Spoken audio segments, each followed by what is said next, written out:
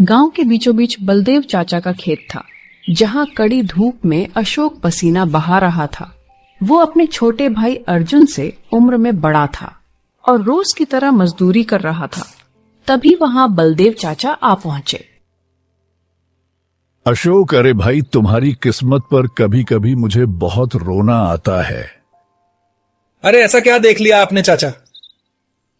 देखो बेटा, सारा गांव जानता है कि तुम्हारी माँ आरती एक समय में बहुत बड़ी जादूगरनी थी। कहते हैं कि उस समय उसका इस राज्य में बड़ा मान सम्मान था। इस राज्य के राजा सहित दूसरे राज्यों के राजा भी तुम्हारी माँ से मिलने के लिए आते रहते थे। फिर एक दिन अचानक उसने जादू करना छोड़ दिया और मजदूरी करने लगी। कुछ समय बाद तुम्हारे पिता का देहांत हो गया। उसके बाद उसने तुम्हारी और तुम्हारे छोटे भाई अर्जुन की परवरिश एक मजदूर की तरह की, जबकि वह चाहती तो तुम दोनों भाइयों को राजकुमारों जैसा जीवन दे सकती थी। अरे बलदेव चाचा, जले पर नमक क्यों छिड़कते हो? इस बात पर हमेशा मेरा झगड़ा रहता है। अरे मैं मन ही मन ये सोचता हूं कि मां ने अपने समय में जरूर धन तो कमाया ही होगा। अरे जब राजकुमारों जैसी पालने की क्षमता है तो धन भी तो होगा ना। मैं हमेशा पूछता हूं मां से कि मां बताओ कहां छिपा रखा है धन, कहां रखा हुआ है, बताओ बताओ। लेकिन मां का कोई जवाब ही नहीं आता। मुझे तो लगता है कि मां के पास बहुत सारा खजाना है, पर पता नहीं क्यों वो अपने बेटों को बताना ही नहीं चाहती है। ए भाई, इस तरह की मां तो मैंने कभी नहीं देखी। अगर वास्तव में आरती के पास कोई खजाना है तो फिर उसे खजाने के बारे में तुम्हें और अर्जुन को जरूर बताना चाहिए।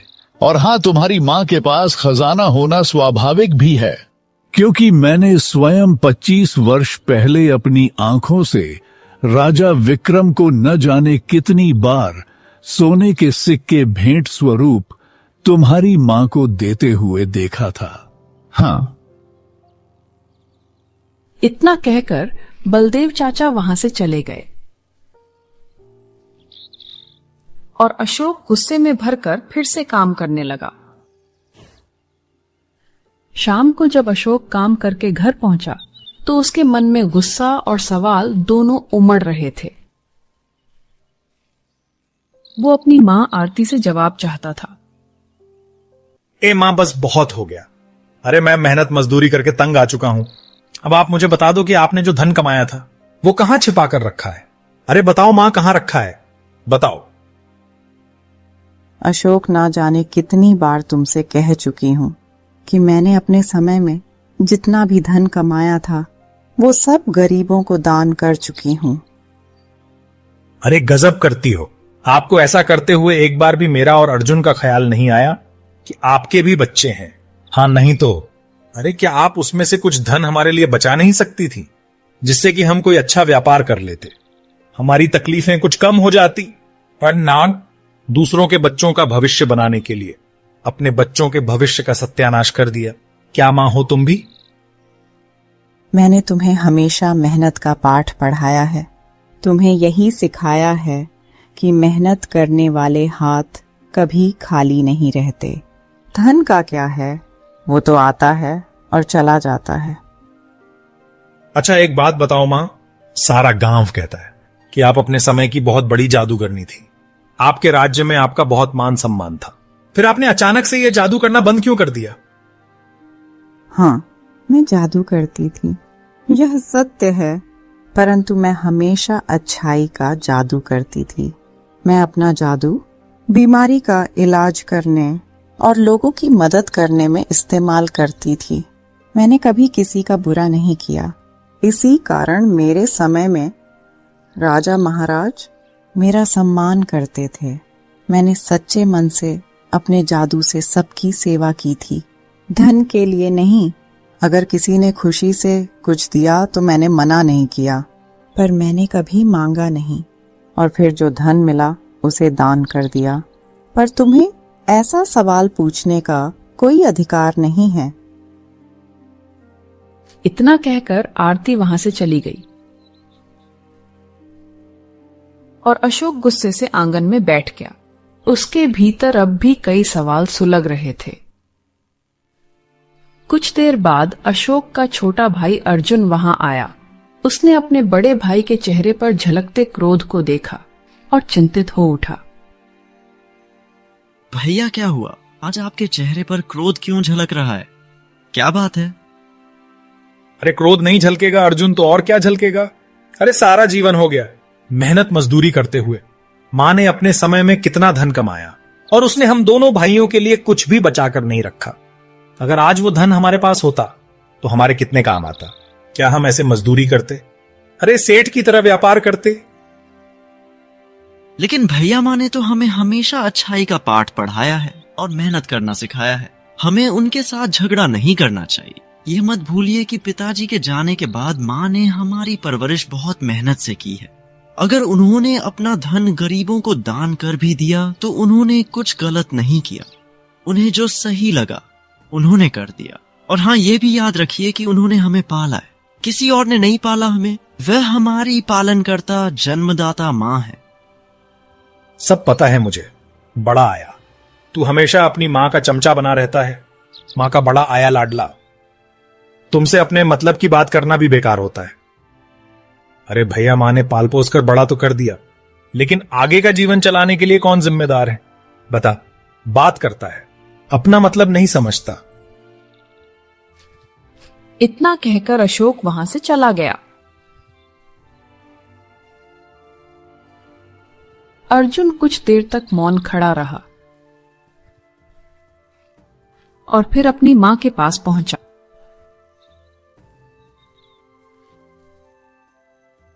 माँ, भैया की बातों का बुरा मत मानना। भैया गांव में ऐसे लोगों के पास बैठते हैं जो हमेशा आपके खिलाफ उन्हें भड़काते रहते हैं। बस इसीलिए आप बुरा मत मानना। वैसे भैया पहले ऐसे नहीं थे। वो मेरा बेटा है अर्जुन। मैं उसे तुझसे बेहतर जानती हूँ। काफी समय से उसकी आंखों में लालच की परछाइयां देख रही हूँ। वो मेहनत से कतराने लगा है। अगर यही स्वभाव उसका रहा तो वह अपने जीवन में कुछ नहीं कर पाएगा। अच्छा माँ, एक काम करिए ना, आप भैया की शादी करवा दीजिए। हो सकता है कि शादी के बाद भैया के स्वभाव में कुछ परिवर्तन आ जाए। भाभी के आने से भैया की लगाम भाभी के हाथ में आ जाएगी। क्या कहती हो माँ? यह भी करके देख लेते हैं। कुछ ही दिनों बाद अशोक का विवाह गांव के किसान रामलाल की पुत्री राधा से हो गया। राधा अशोक की पत्नी बनकर घर आई और कुछ समय तक सब कुछ ठीक चलता रहा। एक दिन राधा अशोक से बोली, देख रही हूँ सारा दिन आप दूसरों के खेतों में मजदूरी करके अपने आप को थका देते हैं, जबकि आपका छोटा भाई अर्जुन हमेशा अपनी माँ के पास बैठा रहता है। ओहो, तो तुम कहना क्या चाहती हो राधा? यही कि आप कितनी मेहनत करते हैं। आपका भाई उतनी मेहनत नहीं करता, पर रोटियां वो आपके बराबर ही खाता है। आप अर्जुन से बात करिए कि अब से उसे भी बराबर मेहनत करनी पड़ेगी और घर के खर्चों में हिस्सा देना पड़ेगा। मैं भी यही सोच रहा था। कल ही मां से इस बारे में बात करता हूं। बिल्कुल सही कहा तुमने।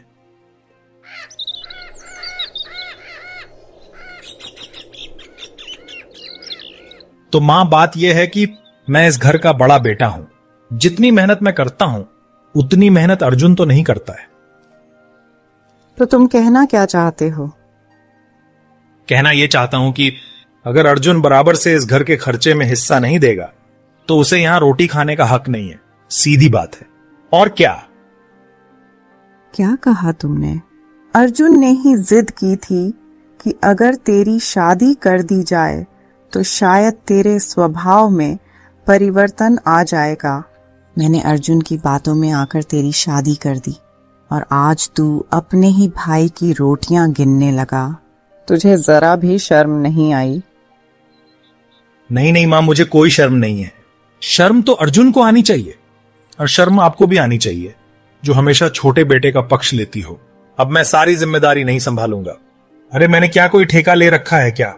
इस घर का, छोटे भाई का, तुम्हारा। इतना कहकर अशोक गुस्से में वहां से चला गया। आरती की आंखों से आंसू बहने लगे और वो चुपचाप लेट गई। शाम को अर्जुन घर का माहौल देखकर चौंक पड़ा। माँ क्या हो गया? जब मैं घर आया तो भैया ने मुझे देखते ही नजर फेर ली। भाभी भी मुंह बनाकर चली गई और आप रो रही हो। क्या कुछ झगड़ा वगड़ा हुआ क्या है? क्या बात है माँ? हाँ बेटा, तेरे भैया को अब तुझे रोटी खिलाते हुए अच्छा नहीं लगता। वो कहता है कि तू मेहनत नहीं करता। अर्जुन सारी बात सुनकर शांत हो गया। कुछ देर मौन रहने के बाद उसने गंभीर स्वर में कहा, ठीक है, हाँ वैसे भैया सही कह रहे हैं माँ। भैया जितनी मेहनत करते हैं उतनी मैं नहीं करता। मैं ना ही घर के खर्चे में बराबर हाथ बटाता हूँ। उनकी नाराजगी सही है माँ। तेरी यही अच्छाई और दूसरों के प्रति प्रेम तुझे एक दिन राजकुमार बनाएगा मेरे बेटे। क्या माँ, आप भी मजाक करने लगी? नहीं बेटा, मैं मजाक नहीं कर रही। एक रहस्य मैंने अपने सीने में हमेशा छुपा रखा है। समय आने पर मैं तुम दोनों भाइयों को बताऊंगी। तुम दोनों में से जो बुद्धिमान और धैर्यवान होगा वही उस रहस्य को सुलझा सकेगा। अर्जुन माँ को देखता रहा। आरती ने अपनी आंखें बंद कर ली और कमरे में मौन छा गया। समय धीरे धीरे बीतता गया। कुछ दिन बाद आरती की तबीयत बिगड़ गई। वो पूरी तरह से खांस रही थी। राधा, ओ राधा, मेरे दोनों बेटों को बुला ला। मैं उन्हें बहुत ही महत्वपूर्ण बात बताना चाहती हूँ। जी माँ जी। राधा तुरंत दौड़ती हुई अर्जुन के पास पहुंची। देवर जी, माँ आपको बुला रही है। क्या हुआ माँ को भाभी? तबीयत कुछ ठीक नहीं है, जल्दी चलिए। अर्जुन दौड़ता हुआ अपनी माँ के कमरे की ओर गया। कुछ देर बाद राधा अशोक के पास आई। उसके चेहरे पर हल्की गंभीरता थी। सुनिए, माँ आपको बुला रही है। माँ बुला रही है, लेकिन क्यों? तुम्हारी माँ ने अर्जुन को भी बुलाया है। मुझे लगता है कि वो तुम दोनों भाइयों को कोई महत्वपूर्ण बात बताना चाहती है। हाँ, माँ काफी समय से बीमार है। क्या पता वो हमें उस खजाने के बारे में बताना चाहती हो जिसे उन्होंने अब तक हमसे छिपा रखा था। जब से शादी हुई है तब से यही सुन रही हूँ, पर अभी तक तो सिर्फ खजाने के नाम के ही दर्शन हुए हैं, खजाने के नहीं। जाओ, जाकर अपनी माँ की बात सुनो। यह सुनकर अशोक चौंक गया और तेजी से अपनी माँ के कमरे की ओर चल पड़ा। वहां अर्जुन पहले से बैठा था। मेरे बेटों, अब मेरा अंतिम समय नजदीक है। जाने से पहले मैं तुम्हें एक बहुत ही महत्वपूर्ण बात बताना चाहती हूँ। ऐसा मत कहिए माँ, ऐसा मत कहिए। बेटा, यह संसार का नियम है। जो आता है उसे एक दिन जाना ही होता है। अशोक, तुम हमेशा कहते थे ना कि मैंने कोई खजाना छुपा रखा है। तुम सच कहते थे। मैंने वास्तव में खजाना छुपाया है और अब समय आ गया है कि मैं तुम दोनों को उसके बारे में बताऊं। इसका मतलब मेरा शक सही था। माँ बताइए ना, वो खजाना कहाँ है? बताइए। आरती ने अपने गले से एक हार उतारा। दोनों बेटों ने गौर से देखा। उस हार में एक छोटी सी चाबी लटक रही थी।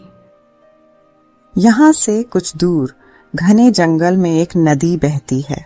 उस नदी को पार करने के बाद कोहरे से भरा जंगल शुरू होता है। उस जंगल को पार करने पर तुम्हें एक गुफा मिलेगी। वहीं वो खजाना छुपा है।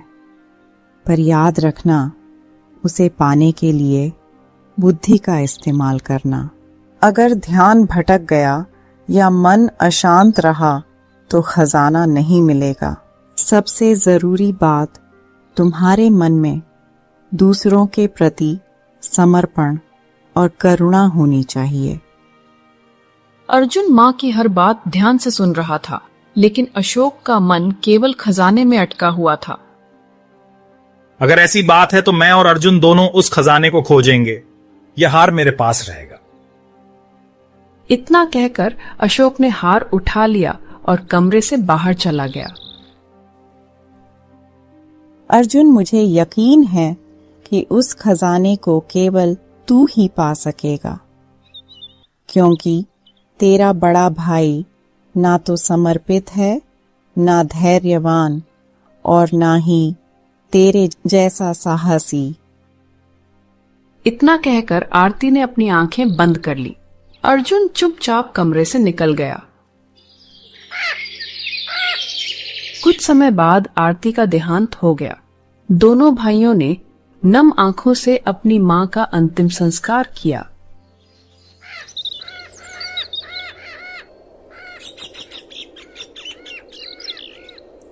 तो अर्जुन, बात यह है कि अब हमें मां के बताए उस खजाने को ढूंढने निकल जाना चाहिए। मैं चाहता हूं कि जल्दी से जल्दी वो मिल जाए और हम दोनों भाई उसे बराबर बांट लें। ठीक है भैया, जैसी आपकी इच्छा।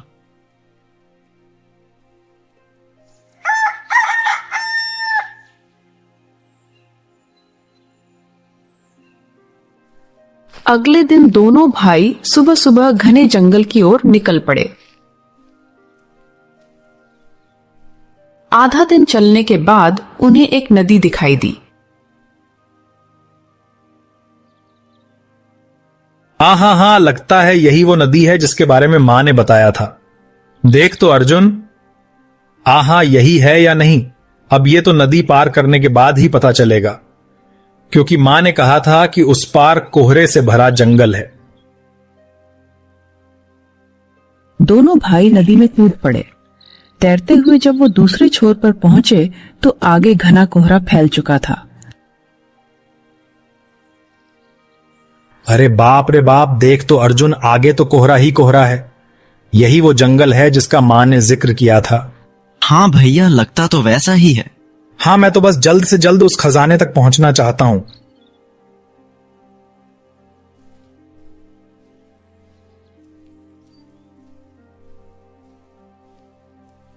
बहुत देर तक पैदल चलने के बाद उन्हें एक गुफा दिखाई दी।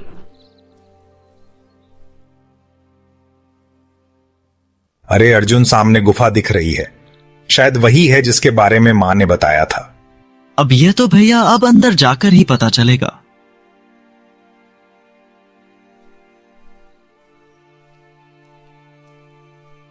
दोनों भाई गुफा में प्रवेश कर गए। अंदर गहरा सन्नाटा पसरा था। अर्जुन सावधानी से माहौल को समझने की कोशिश कर रहा था, पर अशोक की आंखें तो पागलों की तरह केवल खजाने को ढूंढ रही थी। कुछ देर बाद अशोक क्रोधित हो गया। अरे लगता है कि मां ने हमको मूर्ख बनाया है अर्जुन, यहां तो कुछ भी नहीं है। अरे क्या कहूं, मां को भी दिमाग खराब कर दिया। अरे क्या बात कर रहे हैं भैया, मां आखिरी समय पर कभी झूठ नहीं बोलेगी, आप भी। इतना कहकर अर्जुन इधर उधर देखने लगा। कुछ देर बाद उसकी नजर गुफा के अंदर एक छोटे से द्वार पर पड़ी। ए भैया, वहां देखो, गुफा के अंदर एक छोटा सा द्वार और है। उसके अंदर से कुछ रोशनी सी महसूस हो रही है। भैया, हमें उसके अंदर जाकर देखना चाहिए, क्या कहते हो? इतना कहकर अर्जुन उस द्वार के अंदर चला गया।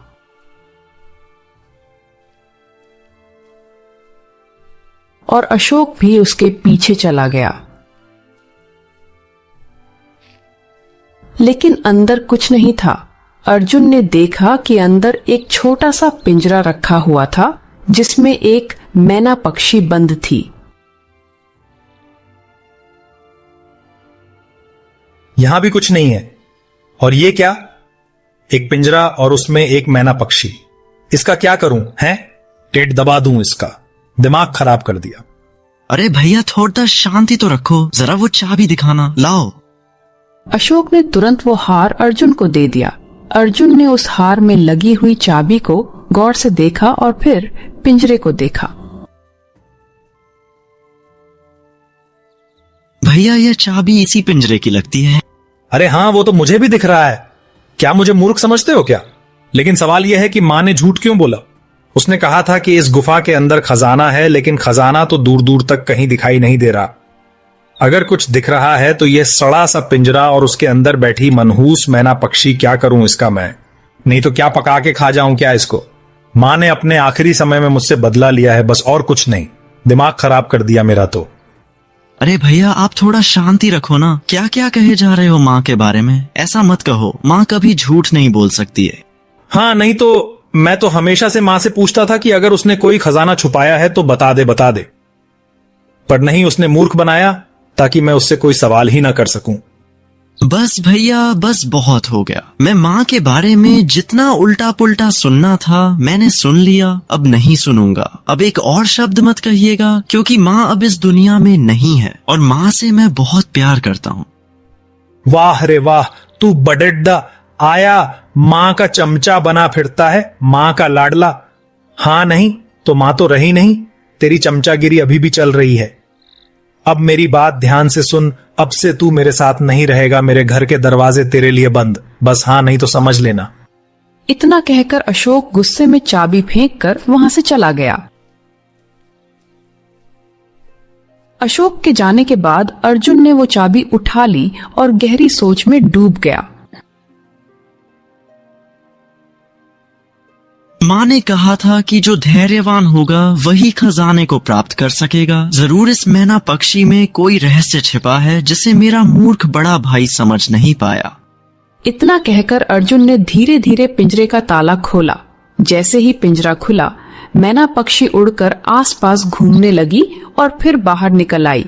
अर्जुन भी उसके पीछे पीछे गुफा से बाहर आया। मैना पक्षी कुछ क्षण आकाश में घूमकर अर्जुन के पास लौट आई और बोल पड़ी। खुली हवा में सांस लेने का आनंद ही कुछ और है। अरे ये क्या, तुम तो पक्षी हो और मनुष्य की भाषा में कैसे बोल सकती हो? तुम कौन हो? मैं अर्जुन हूँ। मेरी माँ आरती ने मरने से पहले मुझे कुछ बताया था। इतना कहकर अर्जुन ने सारी घटना मैना को बता दी।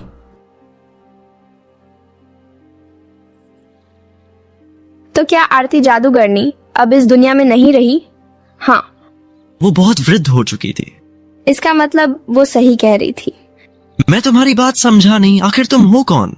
चलो मेरे साथ, मैं तुम्हें एक स्थान पर ले जाना चाहती हूँ। अब मुझे सब समझ में आ गया है कि आरती मुझसे क्या कहना चाहती थी। इतना कहकर मैना उड़ने लगी। अर्जुन भी उसके पीछे चल पड़ा।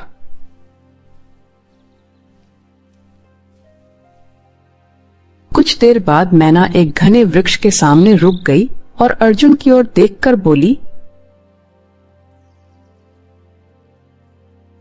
इस वृक्ष के अंदर एक दूसरी दुनिया का द्वार खुलता है और वो कुछ ही देर में खुलने वाला है। उस दूसरी दुनिया में एक जादूगर है जिसका अंत होना बहुत आवश्यक है।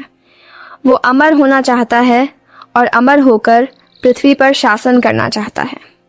मैना पक्षी की बातों को अर्जुन ने बहुत गहराई से सुनकर कहा, लेकिन तुम कौन हो? अपने बारे में मुझे बताओ कि आखिर तुम उस जादूगर के बारे में कैसे जानती हो? अब मेरी बात ध्यान से सुनो। मेरा नाम राजकुमारी चंद्रलेखा है।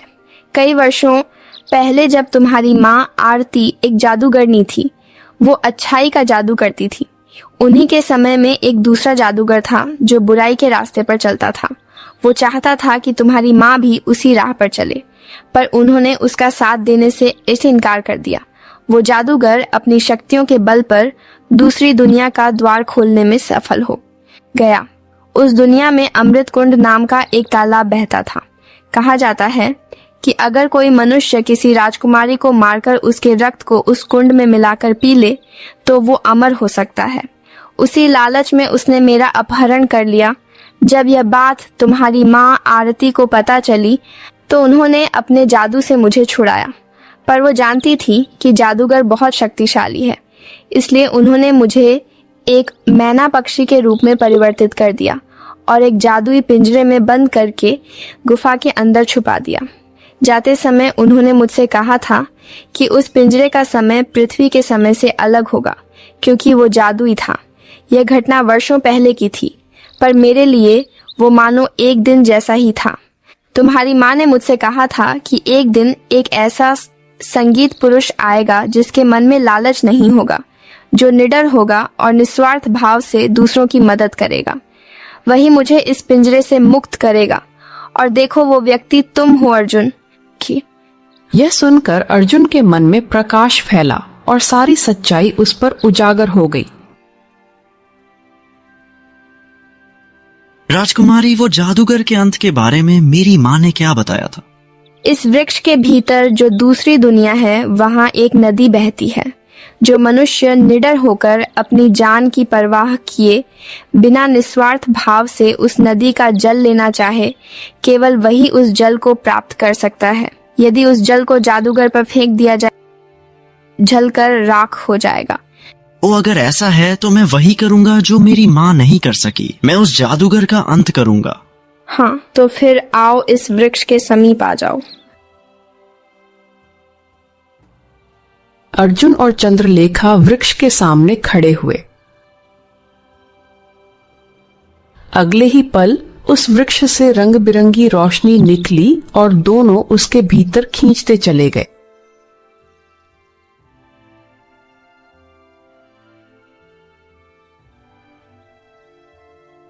कुछ ही देर बाद अर्जुन और चंद्रलेखा ने अपने आप को एक घने जंगल में खड़ा पाया। अब क्या करना है राजकुमारी? मेरे पीछे आओ।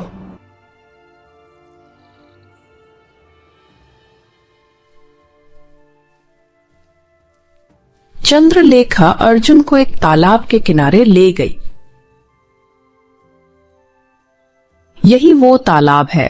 अब तुम कलश से इसका जल लो, पर याद रखना, अगर तुम्हारे मन में जरा भी लालच हुआ तो तुम स्वयं जलकर राख हो जाओगे। अर्जुन ने शांत मन से कलश उठाया और बिना किसी भय के जल भर लिया। तभी तालाब से धीमी आवाज आई, तुम कोई साधारण मनुष्य नहीं हो। अर्जुन ने मुस्कुराकर कलश उठाया और राजकुमारी की ओर देखा। चलो अब उस जादूगर के निवास की ओर। वो एक पुराने खंडर में रहता है। दोनों उस खंडर की ओर चल पड़े। बहुत देर बाद वो वहां पहुंचे। अंदर एक जादूगर बैठा था। राजकुमारी चंद्रलेखा, तो तू अब भी जीवित है। धरती ने तुझे मेरी नजरों से कितने वर्षों तक छिपा कर रखा, लेकिन अब तू स्वयं मौत के मुंह में चली आई है। मौत के मुंह में मैं नहीं आई, बल्कि तुझे उसी मौत के मुंह में झोंकने आई हूँ। यह मनुष्य जो तू देख रहा है, यह आरती का पुत्र है। यह सुनकर जादूगर चौंक उठा। अर्जुन ने बिना समय गवाए कलश का जल जादूगर पर फेंक दिया। अगले ही क्षण भयंकर प्रकाश फैला और जादूगर का शरीर जलकर राख हो गया। अर्जुन और चंद्रलेखा को चक्कर आने लगे और दोनों बेहोश हो गए। कुछ देर बाद जब दोनों की आंखें खुली तो उन्होंने अपने आप को वृक्ष के बाहर पाया। अगले ही पल रंग बिरंगी किरणें फैली और मैना पक्षी एक सुंदर राजकुमारी में परिवर्तित हो गई।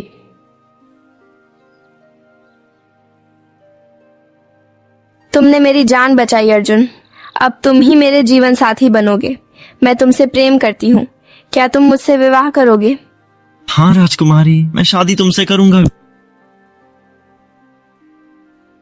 राजकुमारी चंद्रलेखा अर्जुन को अपने महल ले गई और राजा विक्रम ने उन दोनों का शादी कराया और इस तरह से एक गरीब अर्जुन राजकुमार एक राज्य का राजा बन गया और साथ ही साथ उसका बड़ा भाई गरीब का गरीब ही रह गया। तो आज तो इस कहानी से हमें यह सीख मिलती है कि हमें कभी भी किसी भी चीज में हमें कभी भी जल्दीबाजी नहीं करना चाहिए। तो दोस्तों, अगर ये कहानी आपको बेहद ही पसंद आई है तो प्लीज वीडियो को लाइक करके चैनल को सब्सक्राइब जरूर कर दें।